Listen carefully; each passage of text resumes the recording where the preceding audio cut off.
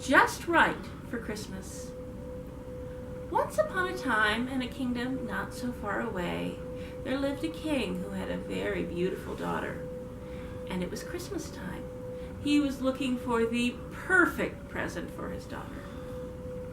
Necklace, too cold. Doll, too ordinary. Finally, he decided on a cloak. But not just any cloak. A warm, beautiful, bright and cheerful cloak made out of a crimson silk velvet, so that every time she wore it, she would feel like his arms were around her. The king ended up picking out the bolt of fabric himself, and he brought it to the royal seamstresses and commanded that they make the most glorious cloak that ever was. They worked long and hard for many hours, and finally they had it. It was perfect. The king thanked them, and then he went and had his present wrapped up for the princess. But there was a few scraps from the fabric, and they set them out on the stoop. And one of the lowliest apprentice seamstresses took those scraps home, and she cut them up, and she saw, because she knew that this fabric was so warm and so cheerful, and it would make a perfect jacket for her mother, and whenever her mother wore it, it would feel like she had her arms right around her.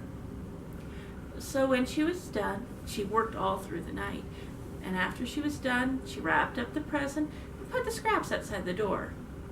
Now her neighbor was a kitchen maid. And the kitchen maid came home from a long day of making feasts at the palace, and she saw this bundle of scraps. And she said, "Those scraps are so warm and so cheerful. They would make the perfect pair of gloves for my mother. So every time she wears them, she'll feel like I'm holding her hands." So she worked all through the night. She cut out her gloves, she sewed them up. When she was worked for many hours, and when she was done, she wrapped them up and put the scraps outside. Now, living not too far from them was a badger. And when the badger came along, he saw this bundle of scraps, and he thought, "I'm looking for a present for my pa. And with those scraps, I could make a hat. And every time he wears that hat, he'll be thinking of me. It's so warm and so bright and cheerful."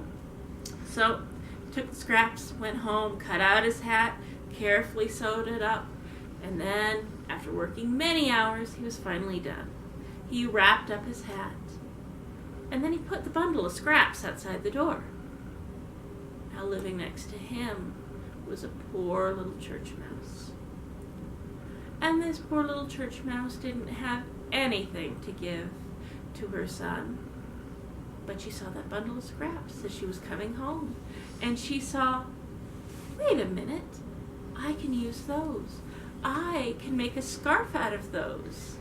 And so she went and she gathered them up and she wove them together.